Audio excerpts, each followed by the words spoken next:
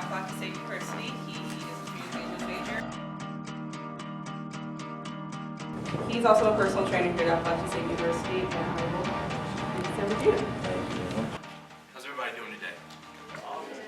Good. This is a motivational talk, so I got to get some oomph out of everybody. How's everybody doing today? Great. Yeah. Heck yeah. Well, again, like she stated, my name is Alex Morales. I'm a junior here at Appalachian. I want to take this time to thank you guys for choosing to come out here today.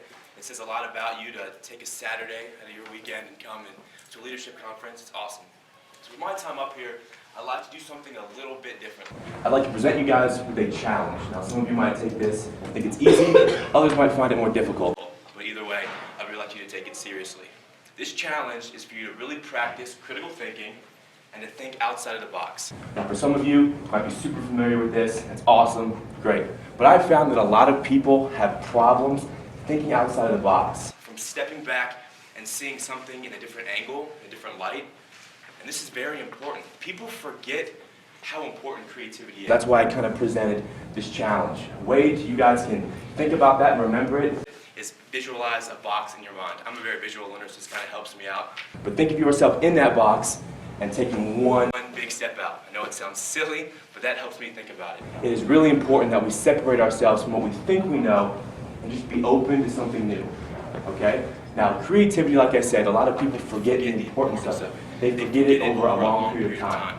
We are born with this great curiosity, and because of our lack of knowledge, we are forced to use our creativity, our imagination, to fill in the gaps in which we don't understand. And to me, that's beautiful. If you think about it, a young boy or girl not knowing anything about the world, seeing it in pure eyes, and having to use that creativity, that imagination to fill in the gaps in which we don't understand. It's a wonderful, wonderful concept to think about. So that is why I stress this challenge, a lot of the definitions, a lot of the ways I define motivation, creativity, and the ways to seek success might be a little bit different than what you guys have heard in the past or how you think about it. So that is why I stress, again, to take the challenge seriously. And for the people that do, I think you're going to be surprised what we find here today. Okay? We're down with that? Awesome. So let's get right into it. Motivation. Now I'd like you guys to take a second and to find that word in your head. Let's go for it. No right or wrong answers. Right? You're thinking about the same thing. Motivation is very common and it's very universal. Okay? But I define it as that one thing that puts us into motion. That fuel to the fire, so to speak. No, it's that reason that we have for exploring our passion. And it's different for everyone, and that is fantastic. Okay, no one has the same spark. No one is inspired and moved by the same things, and that's totally okay. That's one of the reasons what makes us unique. But I thought about it, and I wanted to find its origins. You know, I wanted to find where motivation came from. It's something that I've never really heard about. And by practicing simple wordplay, a theory kind of came to my mind. I've never heard anyone say, I need to create some motivation. No, I need to make some motivation. I've always heard people say, I need to find some motivation. I need to get motivated. So for all you biologist enthusiasts out there, I kind of related this to the first law of thermodynamics. Now for you guys that are unfamiliar with that, in layman's terms, it roughly states that energy cannot be created nor destroyed, it can only be transferred. Okay? And I looked at motivation the exact same way. For example, you come to a leadership conference, you see a motivational speaker, you see his or her enthusiasm, their passion, their interest for their craft, and that inspires you. That sparks something in you. You want to be like that. You want to see that motivation, that intensity. You want that in your life. But by being witness to this act, you have found something. Something that you can use to push you forward. You go to an athletic event. You see an athlete, a phenomenal athlete, powerful, determined, someone who literally makes every reason, shows every reason what an athlete should be. It's awesome. You find that, you see that, you want that, that motivates you. You found a spark in this moment, in this very second in your life, and you use that to push yourself forward. Maybe you come from a rough part of life. You know, you had struggles growing up, you didn't have the best role models, the best environment. That past has kind of taught you and made you realize that you never want to go back there. Those past experiences, that rough moment that you had to live through, motivates you. You can relive that in your mind, and it pushes you forward to a place that I want to be something else. I want to grow, I want to be bigger. All three things are different examples of motivation, But the one thing they have in common is we find it in our lives. We find something that we use as that spark that starts that fuel. And like I said, it's different for everyone, and that's totally okay. Now, I know we went kind of out of order. We know what motivation is. We know kind of how it works. We know what that spark is. But now we need to know where we're headed, right? We got to find the end destination. So goal setting, okay? Now, this is where that challenge is going to come into effect. Okay, I'd really like you guys to step back and look at things through my eyes in this example, okay? Now, in my interest, hobby, and one of my many lines of work, goal setting is very, very common. I use it all the time. Like she stated, I'm the personal training programmer here at Appalachian. I'm also founder and CEO of Morales Fitness, an online-based fitness company that trains athletes everywhere from beginner levels all the way to pro and the Olympic levels. But we don't only focus on that physical part. We focus on making the complete athlete, that mind-body experience. I don't want an athlete who is only in shape, but I want an athlete that believes he can do it, that is confident, and resembles everything that we think an athlete should be. Okay? Now this is important because we cannot only have one. Okay? We can't only be one way, we can't only be one definition of an athlete, okay? We need to be many, and it is very, very important that we do that. Okay? Now going back, goal setting 101, something I've learned since I was little, states that we need to set realistic goals. I'm sure some of you have heard that in the past, right? Now I can see where this theory is good, how this concept works, okay? Setting realistic goals are good for people that don't handle failure very well. Some people want, the first time they fall, and they hit a wall, they hit a brick wall, and it's hard to get back up. So setting smaller, realistic goals is good for them. You're always accomplishing something, you can slowly see yourself progress, and that's awesome. It's a great way. If you are new to goal setting, I definitely recommend this method. It works out for a lot of people, including myself in early goal setting years, I guess. But in this period of time in my life, and with a lot of the athletes and people that I work with, I have come to not like the term realistic goals. And I will elaborate on that. I was watching an interview of Will Smith, one of my favorite actors, very intelligent, motivating man. Definitely recommend you watching his movies if you haven't seen them already. Awesome. And in this interview, he talked about his achievements, the path that he took to get there, his work ethic, etc. It was awesome. And one thing that he stated, it really hit a nerve with me. It really motivated me. I really connected with this second in my life. And he stated that he didn't like the word realistic. He stated that realistic was the same thing as being average or normal because real has already happened. I want you guys to really think about that. I'm going to say it one more time. Remember the challenge. I really want this to come into effect, okay?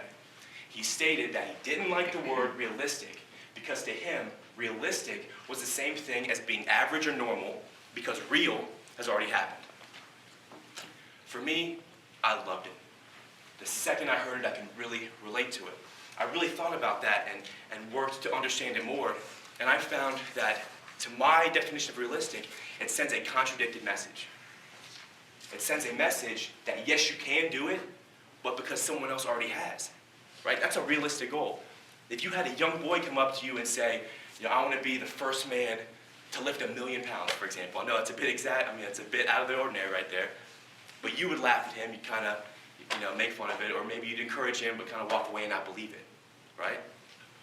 This is very important to set these goals high, and this really connected with me because over my life, this is how I set goals. I was always that one that was shooting for the stars and beyond. Now, many people don't know this about me, but before I was into fitness and athletics as much as I am now, I was a huge fan of the arts. I was big into art camp. I was in theater and drama, and most people have no idea, and they wouldn't believe it if I told them. So I don't take it personally if you guys don't believe me at all. But I was really into it. I loved it. It was a great way that I could express myself. I loved the whole environment of it. When I was in 6th grade, it was the first year that they made an AAU wrestling program in my town.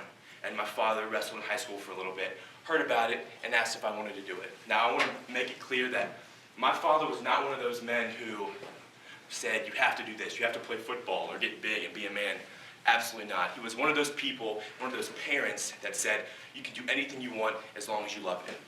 Now that I look back on that, it's a great, great thing that I had him. I'm very, very blessed and fortunate that I had a father that would say that to me. He would always say, I don't care if you dance, act, wrestle, it doesn't matter. If you love what you do, then you're doing something right. And that connected with me from a very, very early age, and I'm very, very blessed to have that.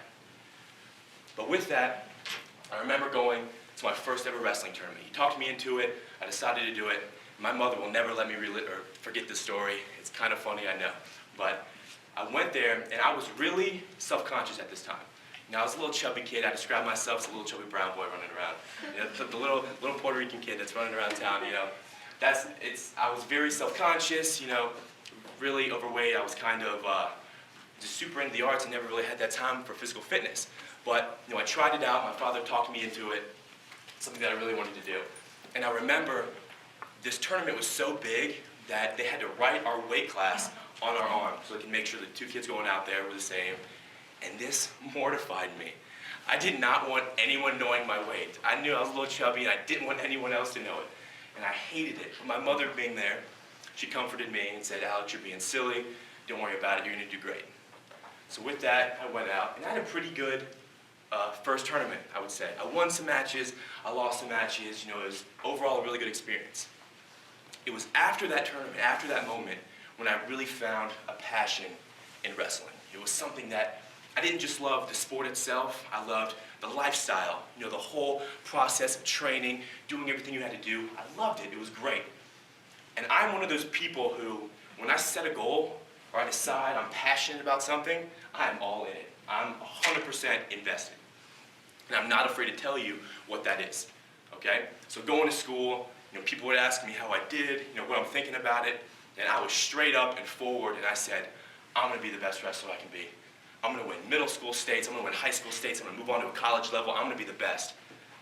And I got a lot of doubt from people about that. I mean, like you can remember, a little chubby brown boy running around, that was me, okay, telling people that I was going to not only be good, but I was going to dominate, I was going to be the best. And having so many of my peers especially self-doubt me really, really hurt me. Like I said, my self-confidence was low at that time, and it's something that it took me a while to develop, okay? A lot of the things they would say was, you just came from theater or drama class, and now you're gonna go be a tough guy on the mat. You know, they're trying to point out these things, and it really took me a while to develop that. But when I got past that, I really found a strong self-confidence. Now, I'm one of those people, and always was, a big advocate of myself. I was not afraid to tell you how confident I was. And a lot of the times, that came off as a cockiness. And there were probably times in my past where I didn't present that in the best way. But it was something that I knew was there. I truly believed, even at a young age, that I could do anything I wanted. Anything I could, because I applied myself. And I know I'd work as hard as I possibly could to get there. I believed that. And it's that belief that took me to where I am now. It is that belief that pushed through that doubt, that chubby little brown boy stage, and really boosted myself to where I am and to where I was. So fast forwarding a little bit to my older years in wrestling, I accomplished every goal that I set out to. I was a multiple-time state placer, state champ, hold win records, pin records, got recruited to a Division I university. I achieved it. I did what I set out to do. And without that belief that I could do anything, I would never have done that. Doesn't matter how many coaches I had, no matter how good of drill partners that I had, if I didn't believe I could do it, there was no way I was going to get there. Not at all. I believed I was great. Therefore I was, and therefore I am great. Now, greatness is one of my favorite words, okay? Now, some of you are probably thinking about that and wondering. I'll elaborate, I promise.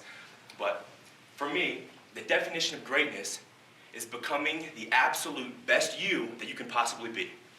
It's giving that 1,000,000% every step of the way. It's really investing yourself, your time, your mind, your body into everything that you do, okay? This term is embodied by a lot of athletes, by a lot of different scholars. I know Nike uses greatness a lot in their commercials, and I think it's awesome. You know, I think it sends a good message. The way they use it, you know, I think it's something that we need to reapply in people's mindsets. Now, I'm a big fan of TED Talks. I don't know if you guys are familiar with that. Love them. I watch them all the time. You know, I'll be at the library studying. If one pops up on YouTube, there's no way I'm not spending the rest of the 45 minutes watching these videos. I love it. And my favorite one is by a man named Dan Pink. Now, Dan Pink is a career analyst. He gave a TED Talk. His topic was the puzzle of motivation. Very, very intelligent man, very good speaker. I definitely recommend this video to any of you guys who are interested.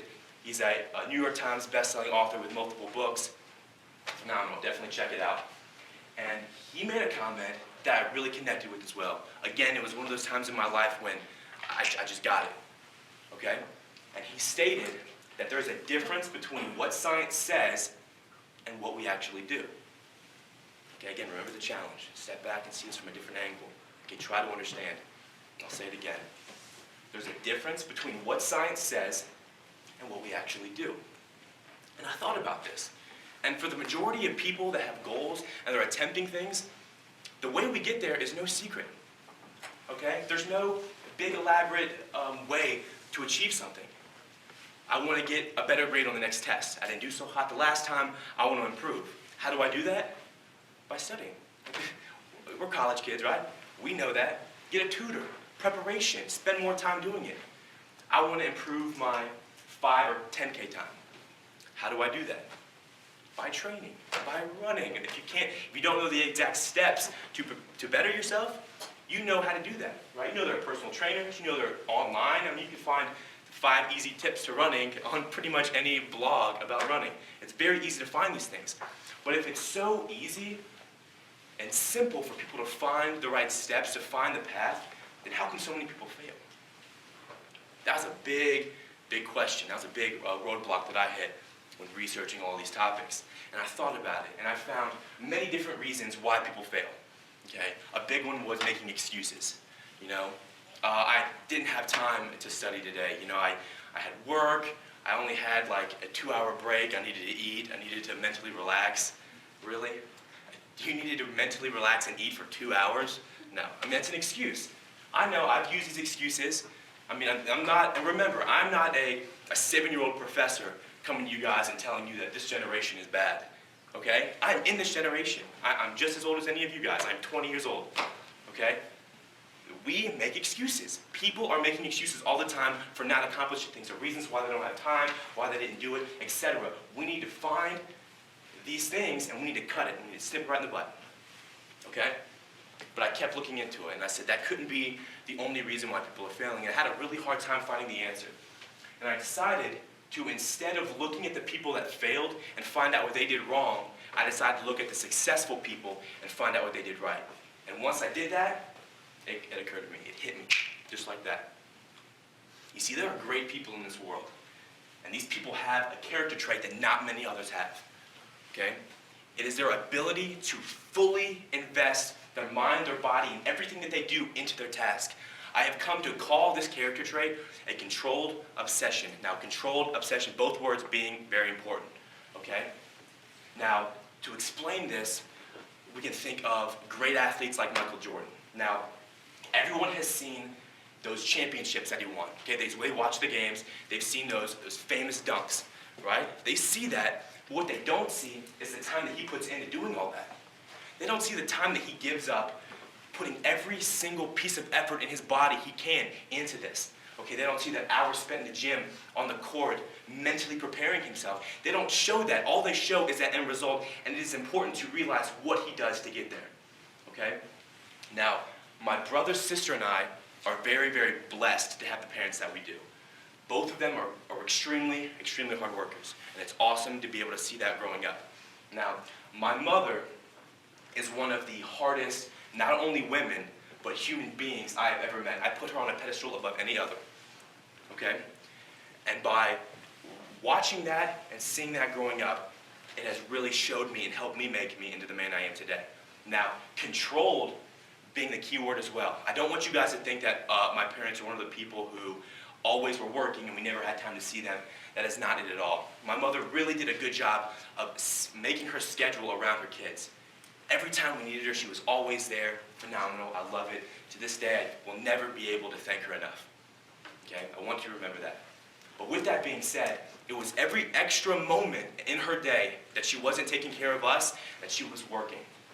I remember she would stay ridiculously late at night, and she would work, and wake up hours before we did, and she would work. And we would go to school, and she would go to work, and she would keep going. My mother is a biologist. Her work is not easy. She is a very, very intelligent woman. And by every second of every day, she kept going, and she kept improving herself. And I knew I wanted to talk about this topic with you. I know I wanted to use the example of my mother, so I asked her, where did this work ethic begin? Where did this drive to want to become more start? I'm really curious. And what she told me was refreshing, because it's a new way that she viewed a way to get to success. And she said, the only reason I am so successful and always have been so successful is because of my fear of failure. Now let me elaborate. She defined it as, she's one of those women who knows she can do anything, okay? She has that character trait. She believes that it doesn't matter how hard she works, she will achieve anything she sets out to, anything at all, okay? And she told herself that she works way too hard and way too long to ever fail. She puts in way too much time to fall, even though she did fall many times in her life, as we all do. Okay? She wasn't going to let that happen. She wanted to keep working and keep improving because she knew she didn't deserve to fail. She worked too hard. Okay? I imagine it as the hairs on the back of her neck standing up, and fear reaching and failure reaching at her, trying to get her. She knew it was there the entire time. Failure is always an option. It's right behind us. But she chose to not go there. She chose to keep going, keep moving past it, and that's what made her successful. She said she always thought this way, even from a young age, and that is something that she is very blessed with, which is awesome to think about. Okay? This controlled obsession is that proper mindset that we need to be successful. It's the mindset that embodies everything I just talked about. That self-confidence, that motivation. This mindset is what makes a champion. This mindset is what makes a good person a great person. It makes those people who impact so big that everyone will feel it. Everyone will hear it. This character trait is rare. I don't see it very often, especially in this generation. I don't know what it is. It's very hard to find people who are so motivated to do what they want to do. It is. Can you guys relate to that? How many people do you know that are 100% invested, that are focused, that do everything they can to get ahead at this age? It's hard to find. We need to bring that back. One of my many, many goals in life is to bring this mentality back. I want people to realize that this is important. They need to be successful. If they want to be successful, they need this proper mindset. Now, everyone's motivation, everyone's greatness, everyone's success is different, and that's totally okay. Okay? And I want to make sure this is all clear. You can be successful and stay in that box that I talked about earlier. You can. You can work your 9-to-5 job. You can make enough money to provide for your family, yourself, live comfortably. If that is your goal, that is totally okay. Okay? But I am under the impression that this audience is a little bit different. Okay? You guys chose to be here today, or you chose to watch this video online, right? That says something. That says you are open to learning new ideas, new ways of thinking, and that is the first step. That is the first step to making this mindset. That goes back to the creativity. It is important. Mindset. Remember that. If you only take one thing away from this, it is to really work on shaping that belief that you can do it, I will do it, and this is how I'm going to do it. Okay?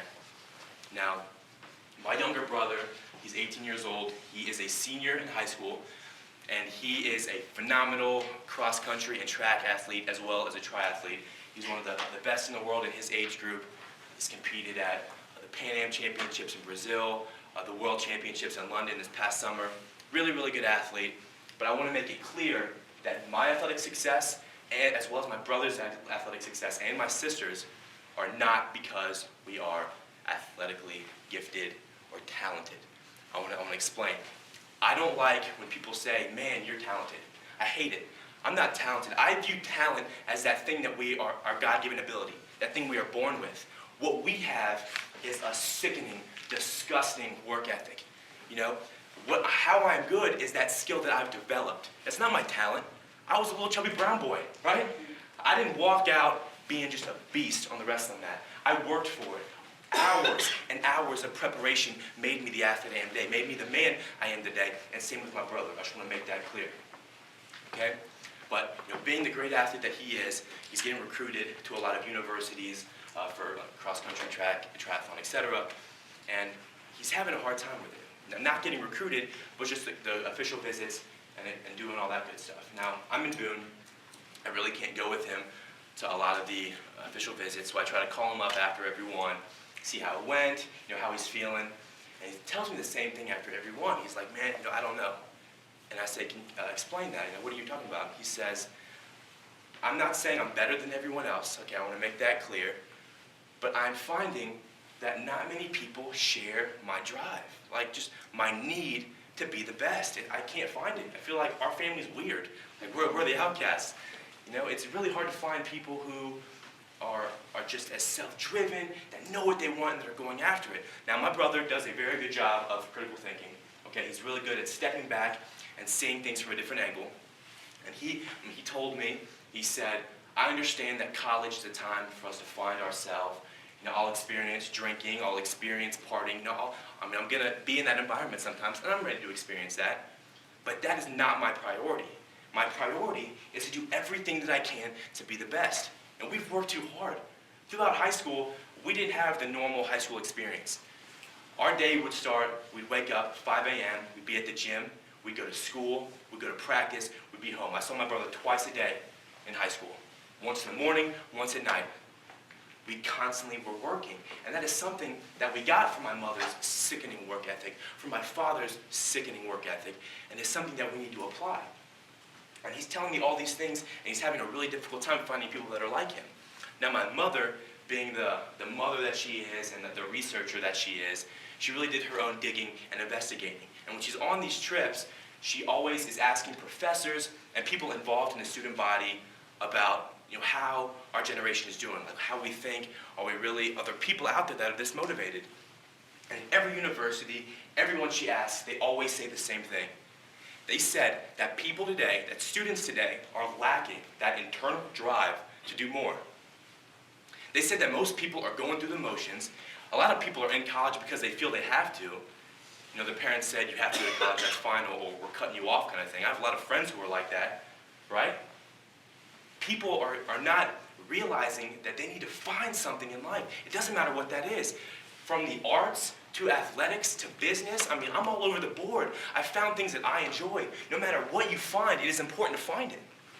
Right? And we need to get that motivation, that part of us that is going to take it to the next level. Okay? This mindset that I keep talking about and I keep stressing about is unique, but equally as important in each and every one of you.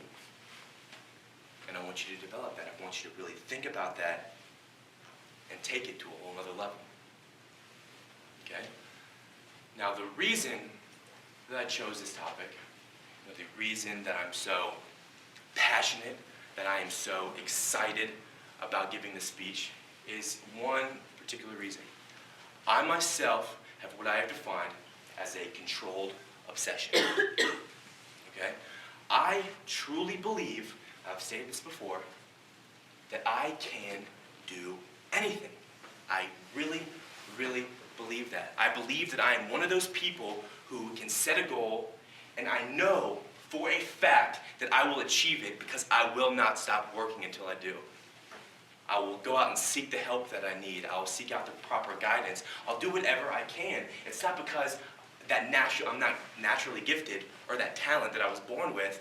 It's only because I know I can apply myself and achieve that greatness. We don't achieve greatness until we cannot go anymore, and that is what I'm going after. I'm going to keep going, keep trucking along, and I'm going to prove that I can do it. Okay? I love proving people wrong. It's one of my favorite things to do. Okay? Now, I'm big into, I talked about earlier, a lot of people say things like that's impossible, right? Going back to my doubt, when people doubted me, okay? People said it was impossible. I've used this example many different times when talking about the impossible and goal setting and that doubt that people have on you. I continue to use it because I think it is a fantastic example. At one point in time, people thought that it was impossible to run the mile in under 4 minutes. Scientists said that the human body physically could not go that fast. Many, many people have tried, and many, many people failed. No one was getting there. They said it was impossible. Impossible being that key word. Until one man did it. A man named Roger Bannister in 1954 ran the mile in 3 minutes and 59 seconds. Barely broke that 4-minute mark, but he broke it. He took something that people said was impossible and he did it. Did something impossible. Big, big thing. I want you guys to really think about that and see that. Think about the things that people say are impossible today. Do you believe that they're impossible? I'm sure you all have different examples in your lives, your passions, things around that nature. Think of things that people have told you that were impossible. And have you seeked them out? Have you explored? Have you tried to break those records? Probably not. The majority of people hear that word impossible and switch gears. And they go to something else, right? This is a bit out there for some of you, I understand that. But this is something that I believe in. This is something that I have found in many of my research in successful people. They all share this belief that they can do anything. And that is where my passion comes from. That is where the spark began, because I believe this. This goal that I have, one of the many goals that I have, is to get people to think Morales. Now, that is the slogan for my company, Think Morales, and I don't want to confuse you. It's not to get people to think exactly like me. Not at all. Everyone is unique. Everyone has that different spark like I've talked about before, and that is fantastic. We want to keep that. But what I want Think Morales to stand for is the one thing that I have taken from others, and it is that beginning. It is that spark. It is that moment when I realized this is what I want to do. That one moment when I found that one thing that stemmed all the way down to my core. That was the framework of my being. That one thing you find and the light turns right on. It's powerful. It gets me hyped talking about it, right?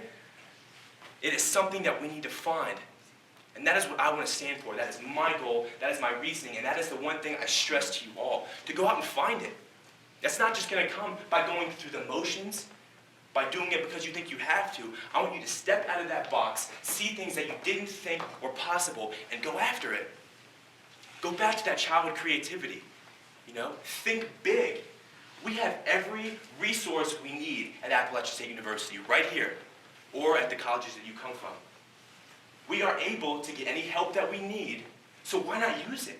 Why not use every example, every statement that our professors make and really consider it? Okay? We should stop going to class and just sitting there. How many times have you walked out of class saying, I have no idea what I just learned? And don't say you haven't because you're a liar, because we've all been there, including myself, okay? We need to start finding these things that we love, our passions. And we're only going to do that by finding that spark, by using critical thinking and being open, and that will lead us to our success. Okay, that is the step, that is the science behind it. That's what I have found, and that I believe is the science behind motivation, creativity, and success. I very stress that you think about this, that when you leave here today, you practice critical thinking, that you practice goal setting, that you seek out motivation. Now, it might be obvious. You might know what it is. It might be clear in front of your face. But some of you might have to dig for it. And what you will find will change you. Not only you, but the world. Find out what you want to do in the world or for it. There are many ways, there are many paths that we can take. But until we start exploring those, we will never find our own definition of success. Thank you guys for coming out here. My name is Alex Morales. I appreciate it. I'll be up here if you have any questions or concerns about anything. Thank you again.